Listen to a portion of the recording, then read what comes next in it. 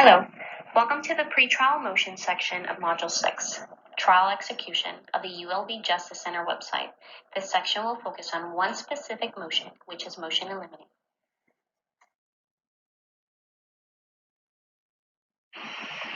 Please be advised that the information provided on this site is not legal advice, but is provided for informational purposes only. If you are in need of legal advice, we advise you to consult with an attorney. In this section, we'll be discussing where you are in the process, what the purpose of this step is, what you need to do to accomplish during this step, who do you send it to, when do you send it and file it, what is the timeline of, and what is expected to happen next.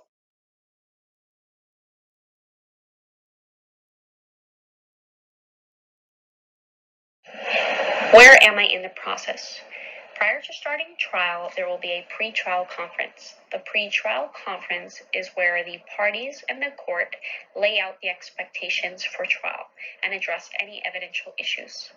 This motion is brought to address evidence that is irrelevant, privileged, confusing, or has any other legal issue. The motion can be done prior or during trial and verbally or in writing. Preferably, it should be done prior to trial and in writing using pleading paper. However, if the evidence is presented right before trial or during trial, it can be addressed verbally because you do not have enough time to serve them with a motion.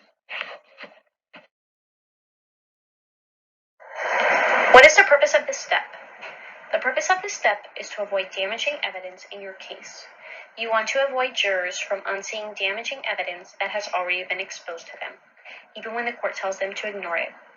The purpose of the motion in limine is to prevent the other party from introducing matters at trial which are irrelevant, inadmissible, or prejudicial to your case. Some key statutes to rely on in excluding those types of evidence from being introduced at trial are Evidence Code 350, 352, and 402. Make sure you look into the most recent update for these evidence codes or any other evidence code that you find so that you can provide accurate information. What do I need to accomplish during this step? During this step, you should write a clear legal argument that supports your conclusion that the evidence should not be allowed at trial. Lay out the evidence you want excluded through 4 steps. Number 1, make it clear who you are.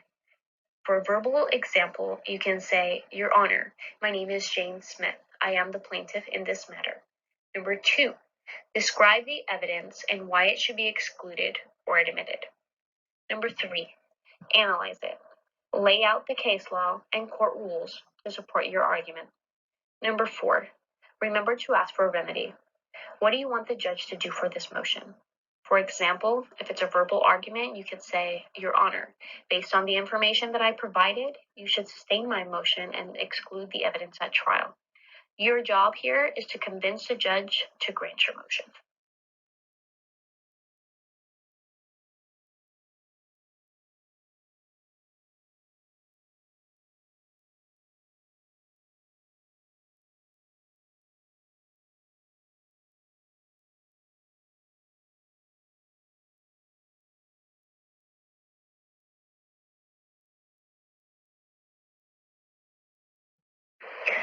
Who do I send this motion to? After you file your motion with the court, make sure to serve 1 copy to all parties in the case. If it's an individual who is representing themselves, make sure to serve that individual. If it's an attorney that is representing an individual in the case, make sure that you serve the attorney on behalf of their client. Do not serve a copy to an individual if they are already represented by an attorney. And don't forget to keep a copy for yourself.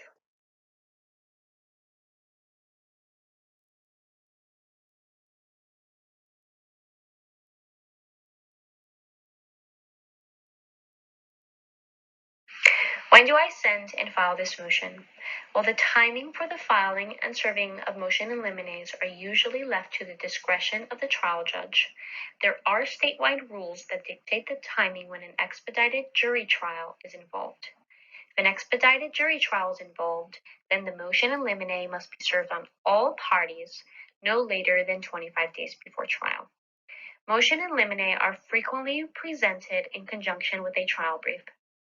If you are filing an opposition to another party's motion in limine, separate points of authorities should be submitted in support of your opposition. The filing of an opposition and reply to an opposition are also set by the trial judge. So make sure you speak to your trial judge or their clerk for their requirements and deadlines in filing and serving a motion in limine. How do I send and file this motion? Motions in limine get served and filed as any other legal documents do, unless the court indicates otherwise. There are circumstances in which the court might require that trial documents be delivered directly to the department rather than through the clerk's office. For filing, you will file your motion with a proof of service attached to it. The proof of service can be on pleading paper, or you can choose to use the judicial forms provided to you on the www.courts.ca.gov website. For civil cases, you can use the POS-040 as your proof of service, and if you need additional room to add persons that are being served, you can use the POS-040P. Make sure that you check your court's website for their preferred filing method. For example, Los Angeles County has multiple websites that you can use as they do e-filing. You can use www.californiaefiling.com.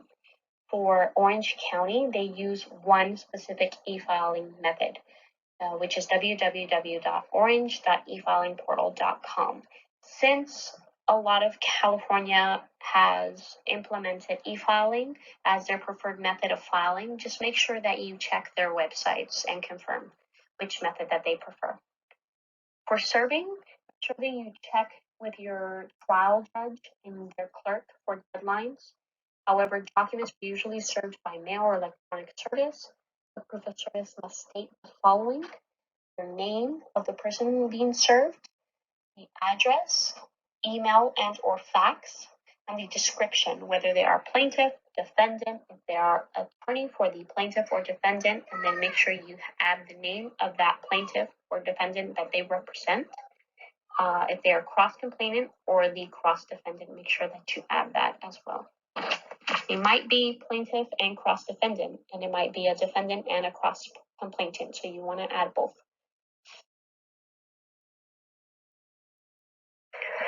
What is the timeline of and what is expected to happen next? Some judges require that the parties file and serve the motion a specific number of days before the trial setting conference. Generally, this is between 5 and 14 days before the pretrial conference. However, you need to check with your court clerk or trial judge. If you file a motion, the opposing party who is wishing to admit this evidence should file an opposition. That opposition is for them to oppose the information that you are wishing to exclude in your motion. If your opposing party files an opposition, then you must file a reply to their opposition. This is your last chance to convey to the judge why the information should be excluded or admitted. Some judges set the deadline for filing motions in limine, oppositions, and reply papers in the final case management conference order. In some courts, filing deadlines are specified by local rules, so make sure that you check your court website for their local rules and local rules. This has been an overview of the pre-trial motion in limine section of the ULV Justice Center website. We thank you for your time and hope the information is useful in your legal matter. Please be advised that the information provided on this site is not for legal advice. It is provided to you for informational purposes only. If you are in need of legal advice, we advise that you consult with an attorney.